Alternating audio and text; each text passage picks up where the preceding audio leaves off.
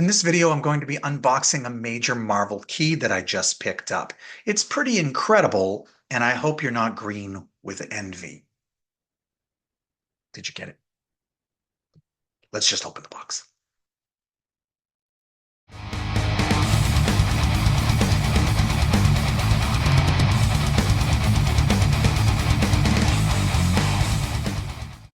All right, welcome to Swarm of Comics. I'm Randy, your handsome and humble host. I've just got one book today. It's going to be a quick video. I picked this book up from a good friend of mine, coworker, and fellow YouTuber, Joy of Cardboard. I will put his link to his page down in the description. I'll also put a link to the description of this amazing shirt here.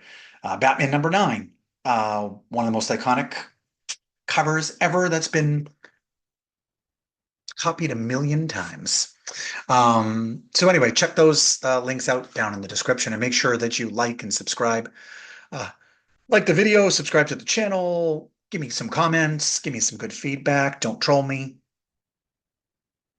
So anyway, my buddy Max at the Joy of Cardboard had this book, and he's been building up a comic book collection. He's a big baseball fan, collects baseball cards. His videos are a lot of them, most of them are about baseball cards, and he likes to collect comic books that have baseball themes to them on the covers. I even talked about him in one of my other videos, the one where I picked up Babe #2. It's a cover of a woman baseball player on the cover. But he does have some other books, and he happened to have this book. I think he just couldn't resist picking it up at a good deal. And I think he finally just decided it was time to get rid of it. And I mentioned I would love to pick that up. And he's, whatever money I pay him, he's going to go buy a baseball book instead. And if you look at his background, he has all of his books for the most part are baseball books. And then there was this glaring one that didn't have anything to do with anything, with his theme. So he enjoyed it. He loved it. He kept it for a while. And then he's moved on and sold it to me. So got here pretty quick. We just made the deal a couple of days ago, and it's already here. So let me just pop it open. I've already kind of opened up the box here. Very well wrapped, Mr. Max from Joy of Cardboard, and lots of bubble wrap. Can I reuse all this bubble wrap? Well, this one's got tape on it. Maybe not. Maybe I won't do this one. Do we want to make the noises for the asthma? Are you feeling sleepy? Do you like the sound of the bubble wrap? Oh, let's tear this open. Now I'll tell you a funny story as I opened up. I made the deal with him. I bought the book and he sent it to me. And I actually forgot which issue of the comic it was. I thought it was and it is what I thought it was. But for some reason, I thought maybe it was the next issue. I don't know how I did that. But here it is. Let me take it out of the plastic. It's already slabbed and graded. So I knew what I was getting. I knew what it was worth. I knew what it was going for. I got it for a pretty good deal. It presents pretty good. It's a little rough, but I just don't want to spend the money for this book that it'd take for a higher grade. I was just looking at the other night on a couple of auctions and live auctions, and it was just too expensive in a slab grade. And this was just too good to resist. So here's the big reveal. It is the Incredible Hulk #2. It's a 1.5, which means it's pretty rough shape. It presents well. Look at those reds on the Hulk. The yellows are still good. And the greens on there. And of course, this is the premiere of the Toadmen. The Terror of the Toadmen.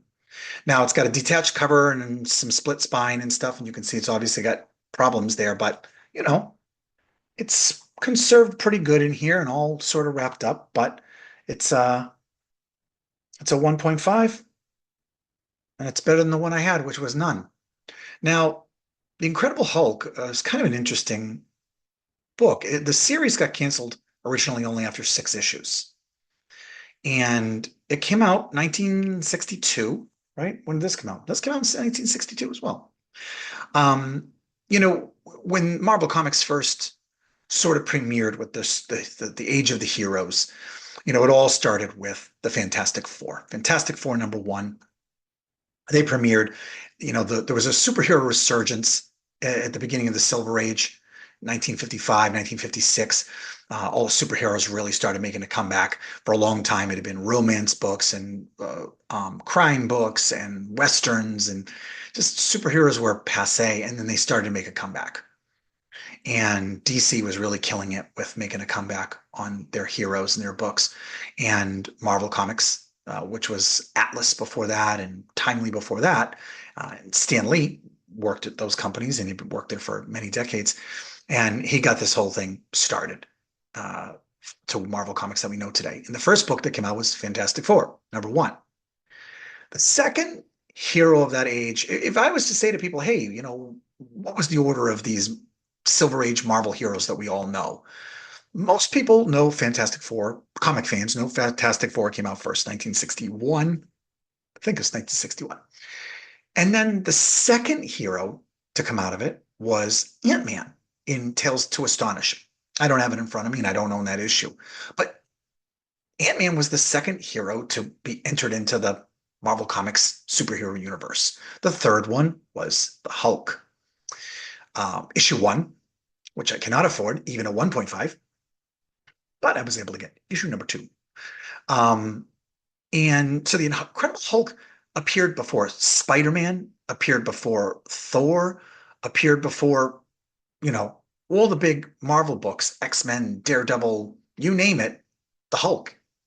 Fantastic Four, Ant-Man, the Hulk, they were there before everybody else, before Captain America, before, the Avengers or anything like that. So I think this book came out just before Amazing Fantasy #15, the first Spider-Man, Peter Parker. So pretty good, pretty key book.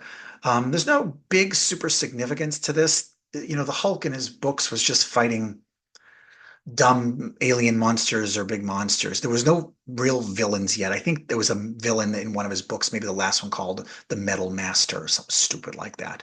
But maybe that turned into Magneto. I'm not sure. But so maybe that's why I got canceled. I honestly didn't do any research to figure out why the Incredible Hulk got canceled, but made it 6 issues. And I've got this. Maybe I'll start to try and collect the rest of them and get them because I think it's actually pretty cool.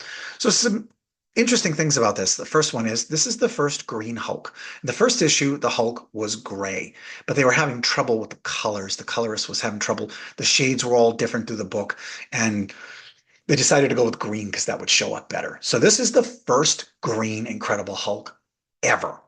Ever. And that's actually pretty cool that I own that I have that issue. Somebody read this, somebody owned this, somebody got this when it came out and enjoyed it and got to see this firsthand when it first came out, like, oh my God, the Hulk.